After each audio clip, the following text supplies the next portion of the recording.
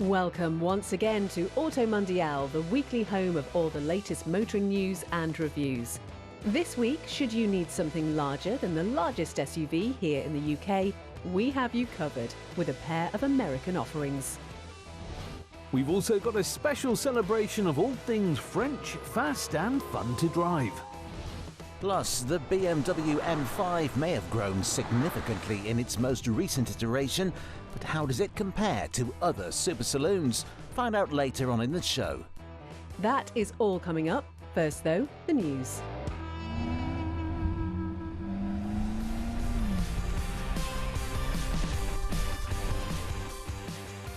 And it's cause for celebration if you took one look at the Renault Twingo concept unveiled at last year's Paris Motor Show and thought it was a bit of you. Whilst originally only left-hand drive models were on the cards, it seems the popularity of both the Renault 4 and 5 has persuaded the French manufacturer to change its mind. Yes, the British public has voted with its wallet, proving that adorable retro-inspired designs with smart layouts are the way to go for the electric vehicle, as Renault boss Fabrice Cambelive confirmed this even smaller model's arrival here in the UK. Though there is no date set for the city car's landing, it is supposed to go on sale at some point next year in Europe. When it does eventually cross the channel, we would expect the Mark IV Twingo to hit the UK shelves from around £17,000. Even more affordable than the R5 that's currently selling like hotcakes and yet still hitting commendable figures, sharing many drive components with the recent Renault EV on sale here in the UK, we would expect the Twingo to be a formidable force in the small EV segment from 2026.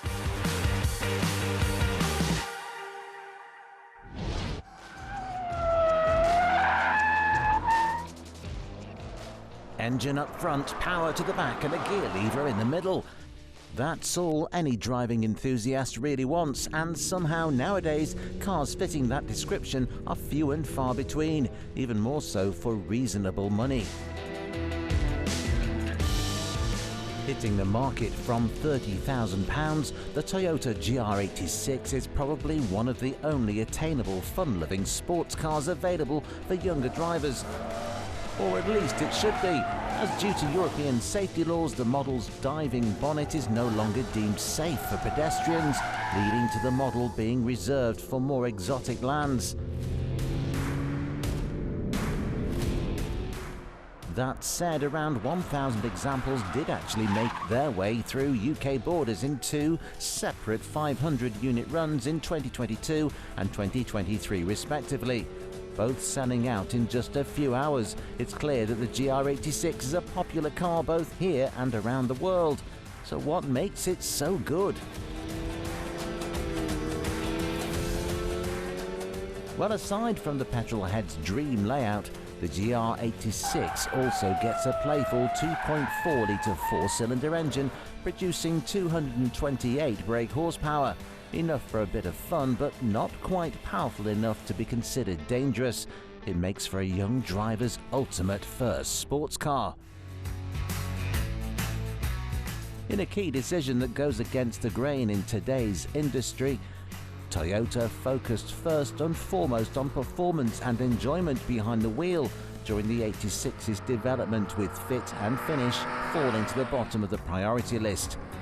Not the most Insta-friendly business model, it has allowed the Japanese carmaker to provide sporty frills to a more lowly budget. We may no longer get the entry-level Toyota sports car here in the UK, but the US still buys plenty of the sporty coupes, and to reward its American customers, a new special edition GR86 is inbound later this year. Bringing a new yellow paint colour paired with matte black accents, lightweight wheels and sporty modifications, this YUKU edition previews the Toyota GR86 in its 2026 model year form. Under the flashy surface, YUKU gets up-rated Brembo brakes and more stable Sachs suspension dampers, but the engine remains as is. So whilst its limited run of 860 examples will entice the investors among us, we would suggest going for the cheaper standard car and delving into the Japanese tradition of modifying one sports car after the fact.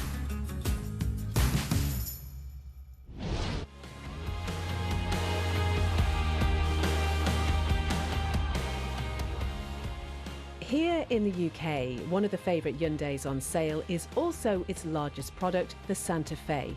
But believe it or not, there is an even larger SUV from the South Korean manufacturer available to buy in the US with more space, more power and more comfort. Everything really is bigger in Texas.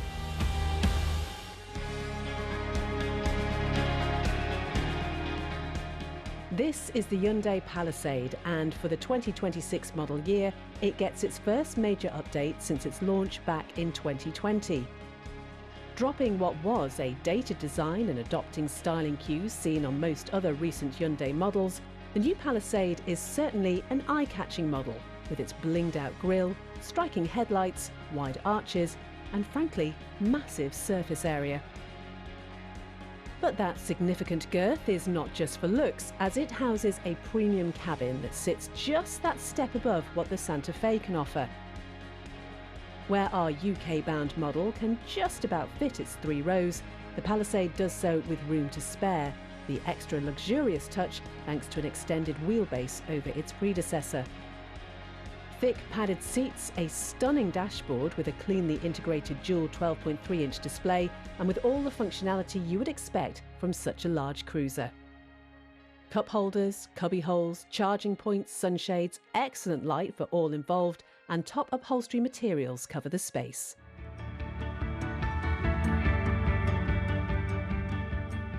As we said earlier, the Palisade is not just bigger than its Santa Fe sibling, it's also more gutsy, getting 329 brake horsepower from a 2.5-litre turbo 4-pot. With all that grunt, it must chug fuel for a living, right? Well, no, as thanks to an impressively streamlined body and a pair of electric motors, it will return upwards of 36 miles per gallon and drive over 600 miles on a tank. For more towing power than the hybrid's 1.9 tonnes, a 290 brake 3.5-litre V6, son newfangled electric tech, will tug 400 extra kilos, all while costing about $9,000 less than the hybrid's expected $48,000 starting price. The Hyundai Palisade doesn't officially go on sale until later this year, so if you are looking for a large and luxurious people-carrying SUV for your American family, perhaps this will do in the meantime.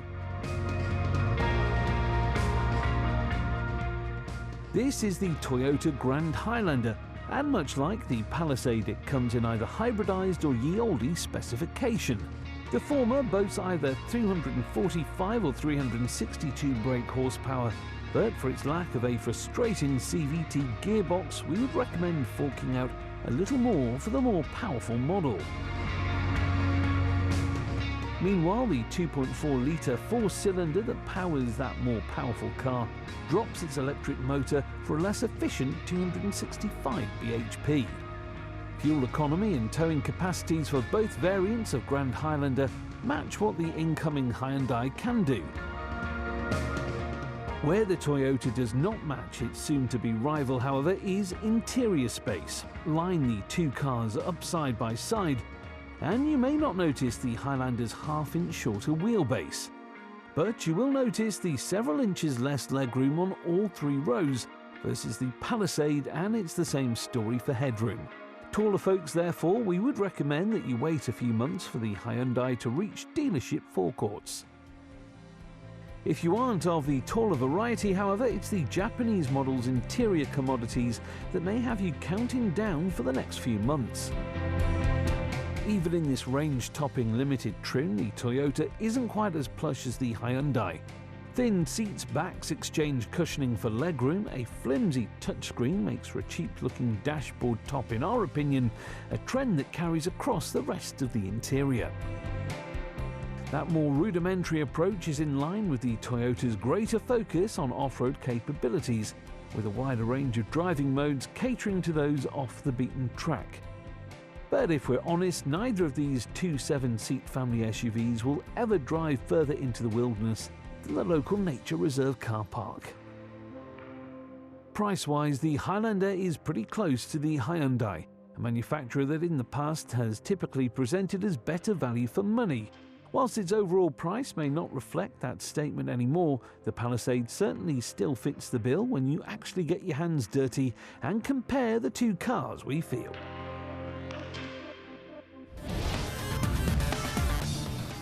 After the break, if you have a family of 4 and a passion for power, you'll want to stick around for this.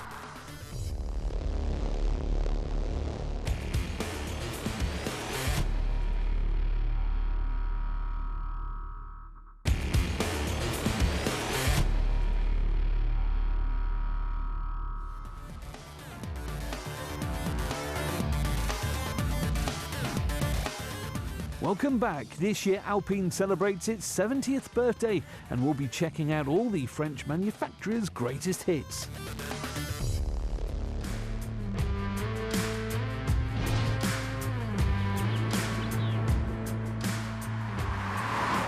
Super saloons.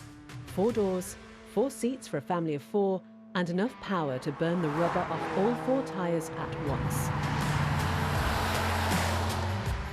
Where the class saw a boom some 20 years ago with an endless stream of entrants, there are very few modern family cars combining the top tech of the day with performance to rival supercars. In fact, by our reckoning, there are just 3 Halo saloon cars to consider if you're in the market for the fastest family car of your neighbourhood. The Porsche Panamera, BMW M5 and Mercedes-AMG E53. So, which should you get? Well, for that, we're here to help. Firstly, the most recent of the trio. Last year, BMW unveiled the M5 in its newest form, sporting puffed-out bodywork, sharp angles and plug-in hybrid power. Get used to it. You'll notice a trend in a minute. Under the bonnet lies a 4.4-litre V8 with a pair of turbochargers and an electric motor. The whole thing sends 727 brake horsepower to all 4 wheels, meaning it'll go from 0 to 60 in 3.5 seconds and hit 189 with the optional driver's package. And it manages all that with space inside for 4 adults in as reasonable comfort carbon fibre can offer, a large boot and the ability to drive without a single ounce of carbon escaping the exhaust. Yes, thanks to its new plug-in hybrid construction, the M5 will get up to 43 miles from its 18.6 kilowatt-hour battery. But the M5 is not alone in the premium executive class using PHEV tech for greater performance, as both of its rivals also combine combustion and electric for the best of both worlds, though there is only one other that retains its large capacity V8.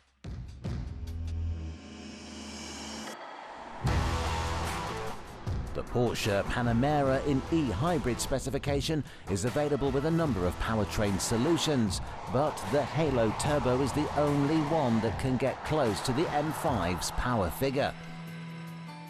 Onto the bonnet, the Porsche gets a twin-turbo 4-litre V8, which, when paired to the electrical system, produces 780 brake horsepower, 50 more than the Beamer. That means 2.9 seconds to 60 at a top speed exceeding 200.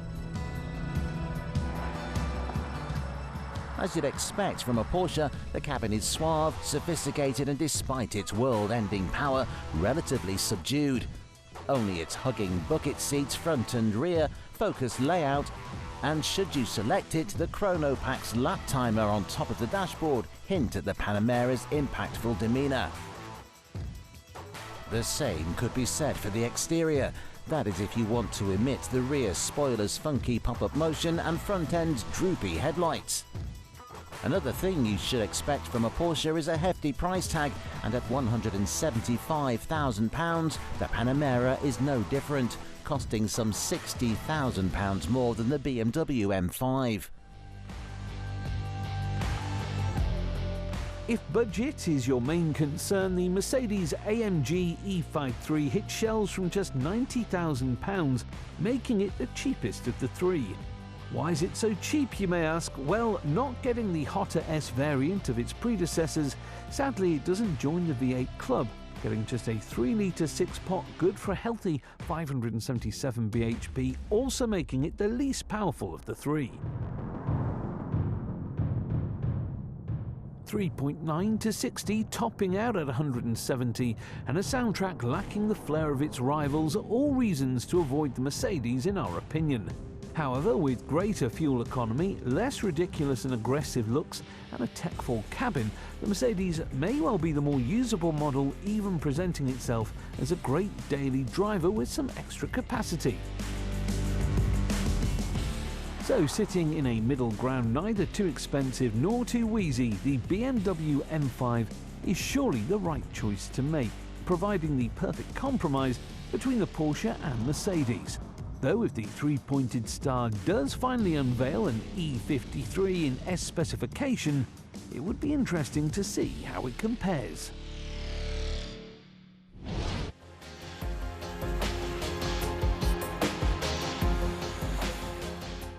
Bearing the name of a geological structure and currently building cars as heavy as mountains, Alpine today is a premium branch of the Renault Group, catering to those in search of a comfortable cruiser with a bit of eco-friendly power. Its A290 is a hot take on Renault's 5 Remaster, while the A390 is a new challenger to the electric Porsche Macan. But Alpine is more than the sum of its modern machinery. In fact, today, in 2025, the plucky Renault sub-brand celebrates its 70th birthday. So, to mark the occasion, let's jump in our time machine and explore what made the French manufacturer an icon of its time. Founded on the 22nd of June 1955 with the original aim of giving Renault models a workout, it wasn't until 1962, with the launch of the A110 Berlinette, that the name hit the mainstream. And it did so in style.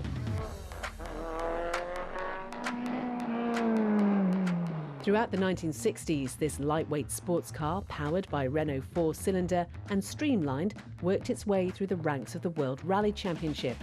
By the early 1970s, the Alpine A110 began representing the Renault Group itself, receiving a far larger budget and, by extension, a far more powerful engine.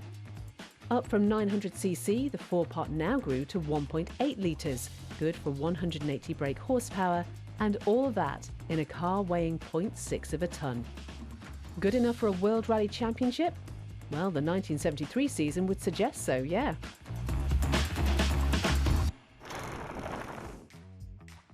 After trying and succeeding to take on the automotive industry's might in the world of rally, Alpine then powered into the 1980s, looking to continue its charge. The target, Porsche's newly unveiled 944. The Challenger, the GTA, a better kitted out successor to the A310 sports car, combining performance and comfort. An entry-level sports car from its day, the Porsche 944 gets power from an inline 4-cylinder engine ranging between 2.5 and 3 litres, but between 160 and 250 brake horsepower. Despite its good looks and lower-end position on the market, the German never quite captivated the hearts of the Porsche enthusiasts, straying away from the 911's air-cooled rear-engine build. And yet it still performed better than the majority of Alpine products at the time, both on track and in accountancy offices, the GTA simply not cutting the mustard as a boutique model from a boutique manufacturer. With its efforts going mostly to waste, the Dieppe-based team down tools, and the Alpine name fell out of the public eye for well over 20 years. That was until the brand's relaunch in 2016, when the manufacturer returned to its driver-orientated roots with the rebirth of the A110. A neo-retro design incorporating everything that made the first of its name a success, the new Berlinette shot the Alpine name back onto the world stage. Under its recognisable body, the new model sported an ultra-lightweight aluminium architecture, tipping the scales at just 1,100 kilos. Coupled to the 250 brake horsepower turbocharged 4-cylinder out of a Megane RS, and you had yourself a fun little road car. The mid-engine driver's car was so good, in fact, that industry experts adored it, and it finally achieved Alpine's aim of rivaling contemporary Porsche products, often touted as a better Cayman. Since then, the A110 has morphed into a variety of versions, all the way up to the aptly named Ultime. Launched last year, it bookends the A110's production run and hands the baton over to the next generation of Alpine creations. Moving towards a new era full of larger, more cumbersome and characterless electric vehicles, Alpine does appear to be losing its way once more. But if history has taught us anything, this plucky little French car maker will always return to its roots to give us fun and peppy driver-orientated odes to the past.